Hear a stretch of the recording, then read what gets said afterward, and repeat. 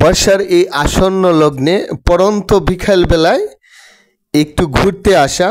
আর এই লোকেশনটি হচ্ছে ময়মনসিংহ শম্ভুগঞ্জ ব্রিজ হইতে কিছুটা উত্তর দিকে। এখানে আপনারা দেখতেই পাচ্ছেন এই সাধারণ শ্রমজীবী মানুষগণ এই নৌকা থেকে বালু উত্তোলন করছে। আর এই নৌকাগুলা দূর দূরান্ত থেকে বালু সংগ্রহ করে এই চিকন সাদা বালুটা এখানে তারা কালেক্ট করছে। আর কথাই বলে বাংলাদেশ হচ্ছে নদীমাতৃক দেশ, আমরা যেদিকেই যাই এই নদীমাতৃক দেশ। আর এই নদীমাতৃক দেশে আসলেই খুবই চমৎকার দৃশ্যপটগুলো আমরা দেখতে পাই। আসলে যে গ্রাম বাংলার ঐতিহ্য একটু ঘুরতে আসলে লোকাল এরিয়াতে গেলেই আসলেই এই দৃশ্যপটগুলা দেখলে খুবই চমৎকার মনে হয় এবং প্রশান্তির নিঃশ্বাস জাগে। এই যে দেখা যাচ্ছে এই নদীর এই প্রান্ত থেকে ওই প্রান্তে এই সাধারণ মানুষ নৌকা দিয়ে ফেরি পার হচ্ছে। আর পাশেই একটু দূরে দেখা যাচ্ছে যে বাণিজ্য মেলা হচ্ছে, সেটিও আমি এখন ঘুরিয়ে ঘুরিয়ে আপনাদেরকে দেখাবো।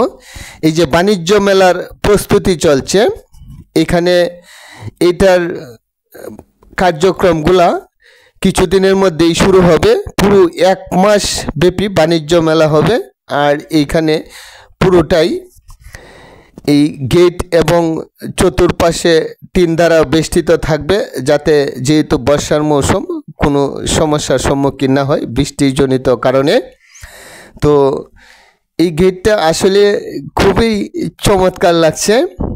এই গেটটা সুন্দরভাবে সাজাবে সেই প্রস্তুতি নিচ্ছে।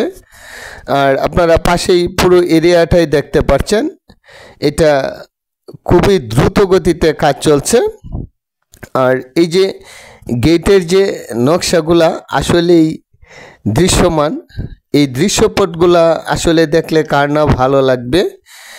এই যে গেটটার কার্যক্রম শেষ হয় নাই, পুরো কার্যক্রম শেষ হইলে মনে হয় খুবই চমৎকার একটা গেট হবে। আর এই গেটটি হচ্ছে মেইন গেট। আর পাশেই আছে পার্ক, সেটিও আপনাদেরকে একটু ঘুরিয়ে ঘুরিয়ে দেখাবো।